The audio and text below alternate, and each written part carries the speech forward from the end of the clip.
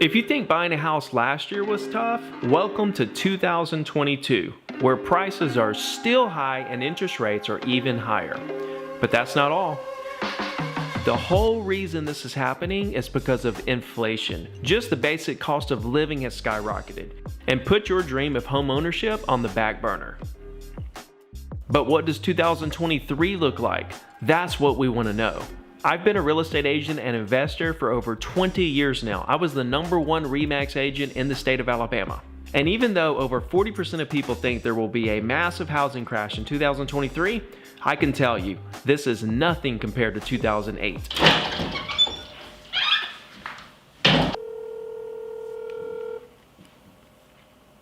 Hello.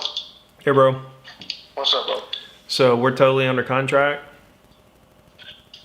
I just missed you. I didn't hear what you said. We're totally under contract on the property, right? Well. He basically signed a counter and then we accepted it, right? Oh, yeah. I mean, as far as that goes, yeah, it's a fully executed contract at this point. 10-4, bud. Cool, bro. See you, man.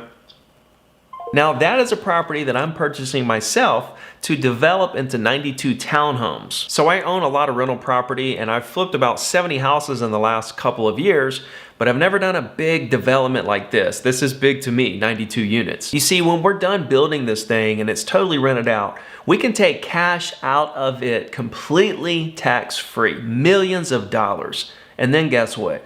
Go do it again. You see, right now is completely different than 2008.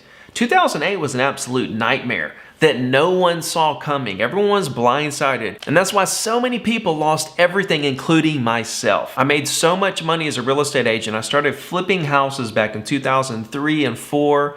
And by the time 2005 and 6 came, I lost everything. Why? Because I over leveraged to flip houses. You see, I was thinking short term.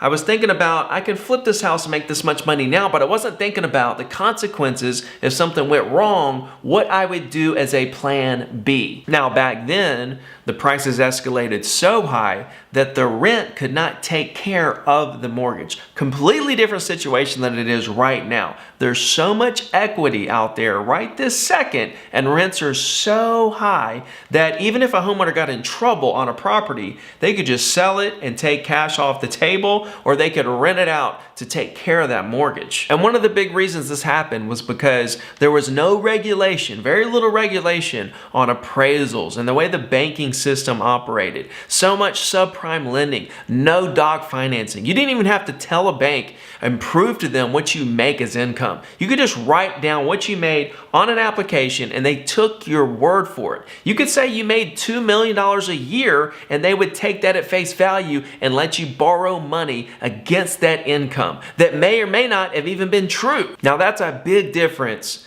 in what we're looking at today, where things are extremely regulated and they make sure that every single person is well qualified.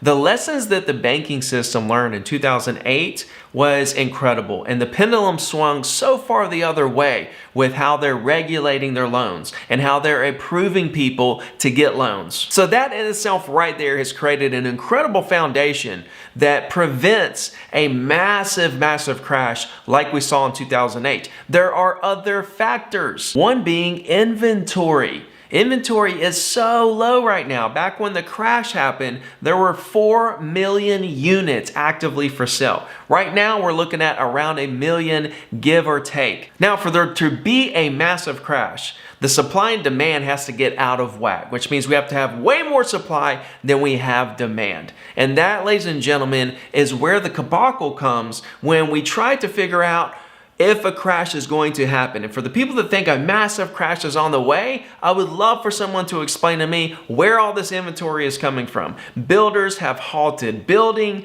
They're down 20-30% right now in just a matter of months. All the regular average homeowners in America are sitting on 3.5% mortgage rates right now. They're not going to sell that to hop into a 6.5% interest rate. Delinquent sales, meaning foreclosures and so forth, only took up about 1% of sales in the past couple months. Now, the other side of this is the economy in general and inflation and what it's done to the middle class.